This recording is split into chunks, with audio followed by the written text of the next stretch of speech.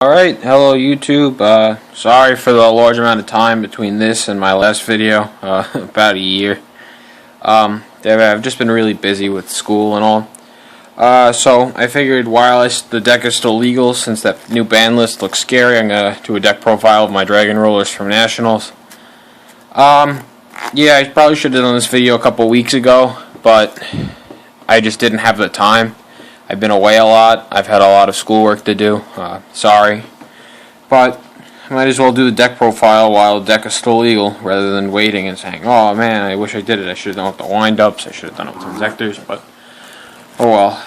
It's in the past. I'll try and do more videos from now on, more frequently. Yeah, sorry about the delay, so let's just get into it. Just the standard 3 Blaster, 3 Redox, 3 Tempest, 3 Tidal. No real explanation needed. 2 Burner, 2 Reactant, 1 Lightning, 2 Stream. Usually it's 2-2-2-2, but I cut 1 Lightning for room. I run the Corseska, so I still have 5 Wind Dragons to make Tempest live, but I didn't want to run more than 40 cards, so I cut 1 Dragon. I didn't think it was that big of a deal. Probably should have run another one, but it didn't really have that much of an effect on my tournament. 1 Corseska. It's always debatable whether to run Corseska or Guard. I finally subscribed to the school of I like Corseska. It has better attack points, and you'd rather banish a Tempest than you would a Blaster to help you put damage on the board.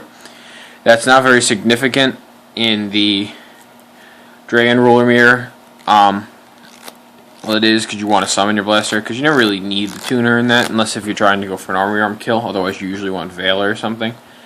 But it's useful, and it lets you put extra damage on the board against spellbooks, against Vers. I mean, the extra Fire doesn't make that much of a difference. You're better off just side decking more heavily. Corseska is just more valuable.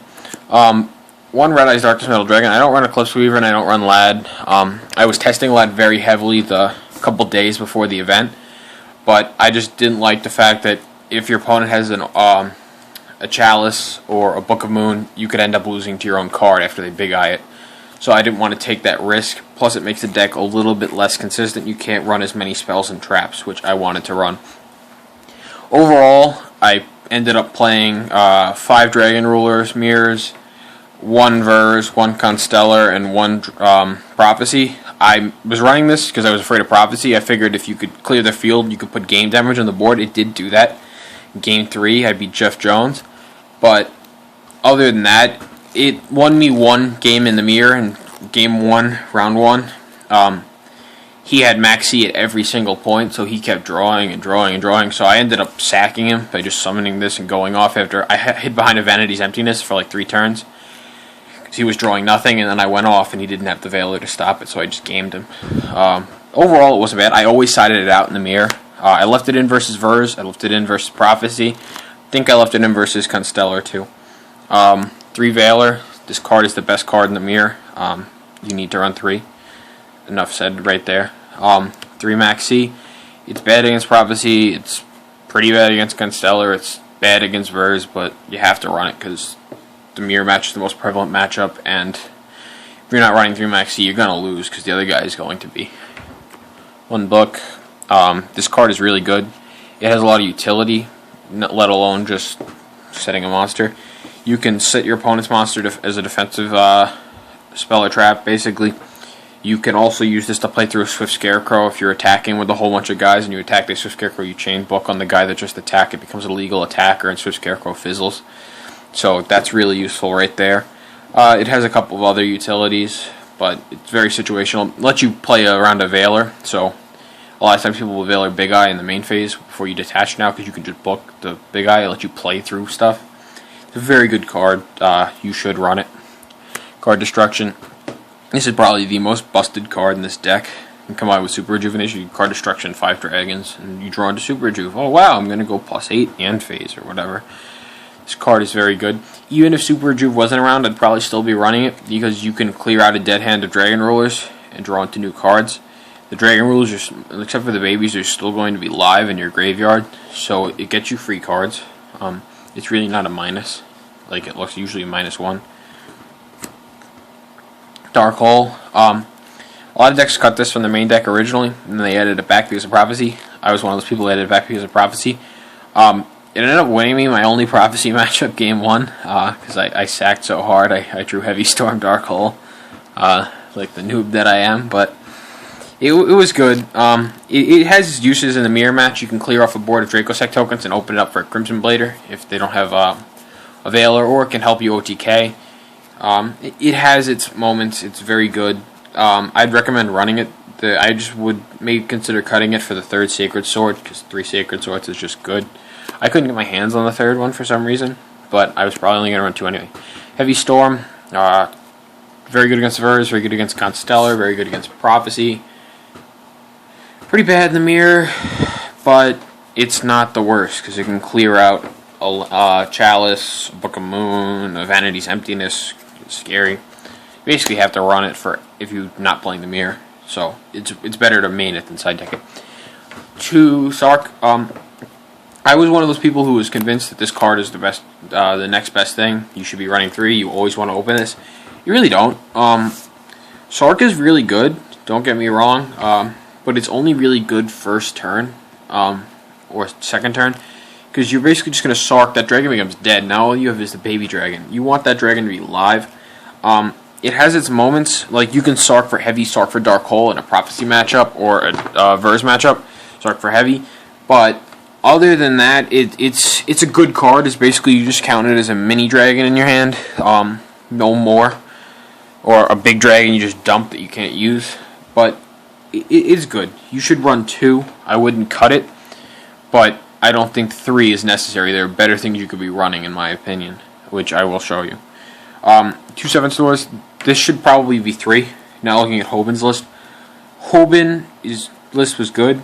His was very consistent. I didn't like his side deck very much, but that's just me. And his extra deck, I didn't like the Gemini Pearl. But other than that, the 3 Sacred Swords and 7 stars, that was one of the reasons he did so well. I played 2. My reasoning for 2 was this: you play Sacred Sword, you draw. If you draw into the second one, it's still a net even card advantage.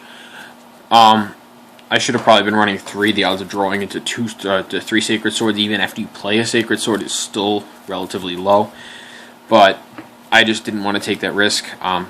It didn't haunt me that much this tournament, except with my last hand when I lost on round game 2 on the bubble. I'll show you the hand. It was the worst hand I've ever seen with this deck, ever. But, no, not salty. I did pretty well for my first Nationals. 3 Super Rejuvenation. I don't think you need an explanation with this. There's some things talked about amongst pro players about siding that out against Prophecy if you're going second. I don't think it's a bad idea. I wouldn't side out all of them. 2 Emptiness. This was very, very, very, very good in the mirror. Game 1, you just go Dracossack Emptiness. You basically won. They'd have to waste a Blaster, or they'd have to have a Heavy Storm. If they waste a Blaster, they probably couldn't kill your Dracossack very easily.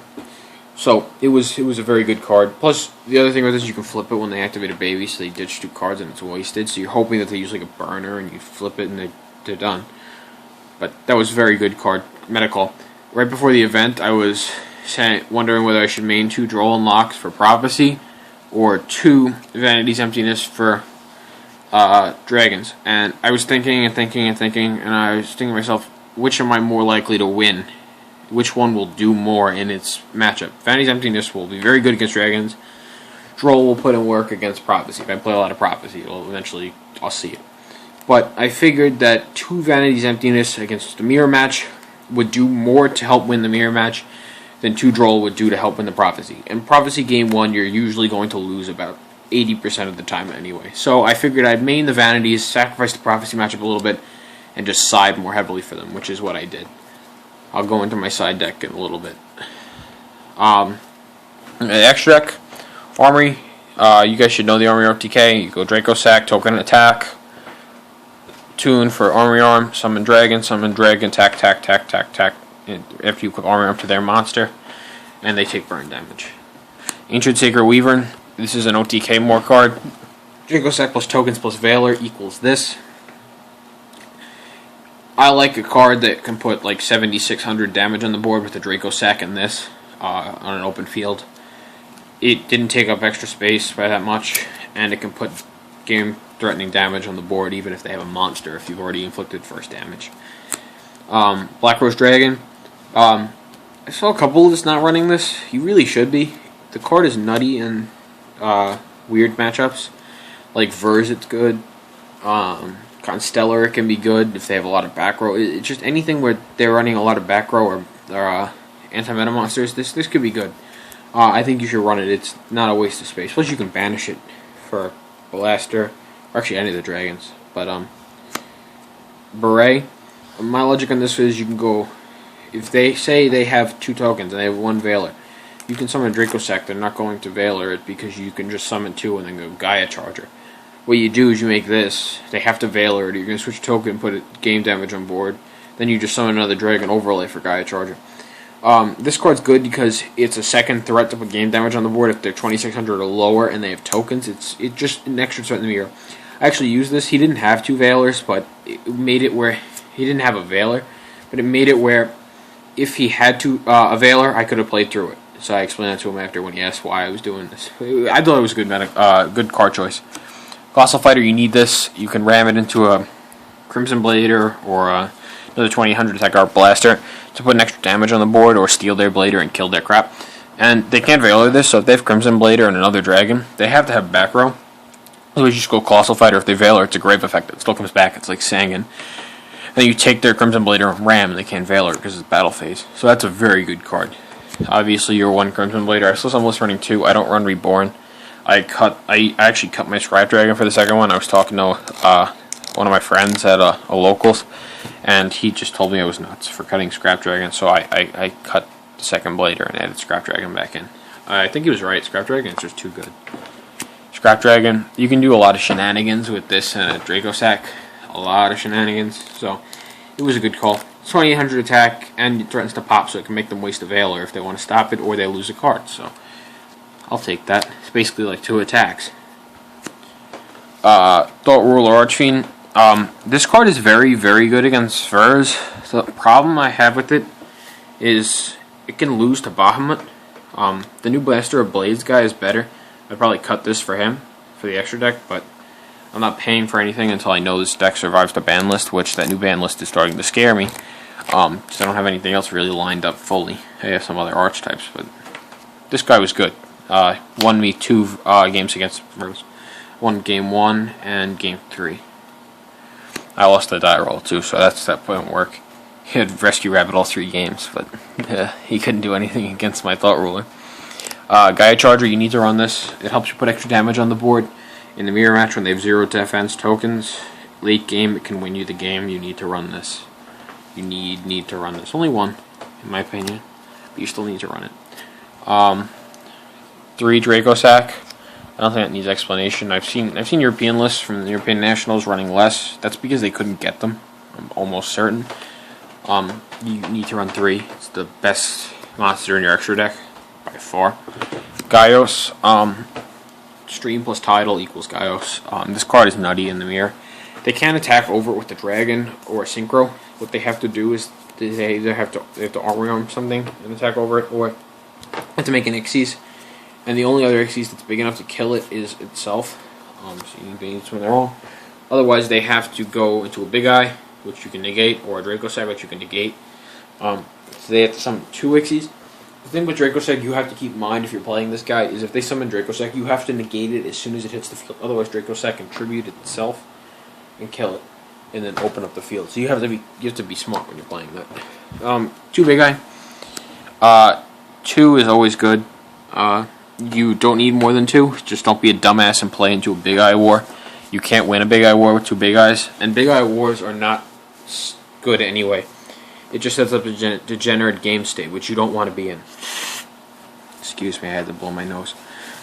But otherwise, I thought my extra deck was very solid. Onto the side deck. Looking back on it, I would have changed it a little bit. I'll explain that as soon as I'm done showing it to you. 2 Drolls, Prophecy, 2 Electric Virus, Dragons, 2 Psy, Verz, Anti-Meta, 1 Swift, Dragons, and OTK decks. 2 Suki, Prophecy, and Verse. 3 Vortex. I've seen this in Dragons lists against the Dragon Mirror match in the main deck in Worlds. I don't like it for that. I like it for Prophecy. I couldn't get my hands on Last Day of Witch the day of the event because it was so hard to find, but it was very good. I liked it, but Last Day of Witch would have been preferable. But looking back on it now, I probably wouldn't have run that because Defender of the Magical Knight was gaining popularity at that point. Now it's not so popular, but back then it was huge, and Defender of the Magical Knight would have ruined my plans. Would have really ruined my plans with that. And 3 space versus Prophecy. Siding in against various matchups, I'll show you what I would do. Siding out, it depended, so I don't really want to get into that. Against Prophecy, I would always side in 2 Drolls, 2 Suki, 3 Vortex, 3 space. Same 10 cards every game. Versus Verse, I would do 2 Tsukiyomi, 3 space, 2 side blocker. And against Dragons, do Swift, 2 Electric Virus. I main deck the Vanity's Emptiness. What I would have changed for this event, I would have probably cut Droll for something else. Maybe an Eradicator. I doubt it though. I hate that card. Maybe something else. But I would have cut Droll. Overall, I had a good tournament experience. I ended up losing in the bubble in round 8, the last round of day 1. That really sucked. It was like 11:30 at night. Game 1, he wasn't a very good player. Game 1, he had maxed my Reactin. I didn't have the Super Rejuvenation to punish him for that, so that sucked. I'm like, oh yeah, he wasted his max C, time to keep playing. He sets up a Draco sack with a back row. It's like, oh, his back row's gotta be Forbidden Chalice. I summon a Blaster. He max C's again, and I have to answer his field or he's gonna OTK me because I have no way to stop an OTK. I don't main the Scarecrow. I can't like max C him or anything. So I have to play, and my only good play is to summon a 2000 attacker and try and beat over his guy with the Crimson Blade or something because I could Dark Hole. And he had Chalice, like I read, so that was over. In game 2, I opened Blaster, Blaster, Blaster, Burner, Redox. The worst hand I have ever seen with this deck in the 6 months I've been playing it. Or yeah, 6 months I guess. I'm counting the time when I was OCG. I mean, you can't play out of a hand like this. You just can't. He had Max C, he had a Veiler. So it was over. It was just over. There was nothing I could do because he just spammed. He went off. That was alright. My other 2 losses, I played a guy from North Carolina. He was actually pretty good. He was main decking Drolls. It was my one misplay of the tournament, in my opinion. What he did was I had 2 babies, 2 other dragons, a Super Rejuve, and a Gold Sark. I played the baby, summoned the dragons. That was all good. Made Draco sack, and I Sarked. He Drolled me. I shouldn't have Sarked there. His Droll was being made. I should have just played my Super Rejuvenation. Drew for 4, and I probably would have won the game. He had a good hand, though, so it would have been close. It was a shame, though, because I misplayed like that. Game 2, I beat him. It was a good game. It was close. I outplayed him, I think. Game 3, I opened Mini, Big, 2 Veilers, and like some other dead stuff. He just passes. He went first, and we're in time at this point. And I just summoned a dragon so I don't get killed. And it turns out his hand was a Blaster he could summon, a Tidal he could summon, both could attack, and then he Electric Virus my Blaster, attack for a game. That sucked. He just opened better. Nothing he could do about it. Then the next round I play a little kid, a really obnoxious little kid. This one I'm salty about, but nothing I can do. I have no hand traps game 1. I have a Draco Sack on board. Since I have no hand traps, he can just go off. He's playing the one with Delta Flyer, Trident Dragon, and Mistworm. So he makes a Draco Sack, summons Delta Flyer, makes Mistworm, bounces my field, summons a Dragon, OTKs. No hand traps. I mean, Valor would have stopped it. Valor would have won me the game. But anywho, the next game, again, I draw no hand traps. Again, he has Delta Flyer, and he does his broken bullshit. I don't know. It was alright. I wasn't really mad about either of those two. You got to deal with it. The only one I was salty about was drawing Blaster, Burner, Redox. The guy was nice enough. Just came back day 2 and played some regionals. But other than that, I thought this deck performed just like I thought it would. I played Jeff Jones round 7. That was pretty cool. I beat him. I sacked his ass. I feel kind of bad. I had Dark Hole, Heavy Storm, and then game 3, Heavy Storm, and then Red Eyes Darkness Metal after Tsukiyomi his guy and just OTKing. But he was really nice. He's a class act. He was a good guy. I actually thought he scooped when he didn't. He was just sliding his hand around, so I acted like a dumbass. I ended up having to show him my whole hand to show him that I didn't take stuff out of my graveyard. But that's just me being new to competitive play. So overall, it was a great tournament. So thanks for watching. Peace, guys.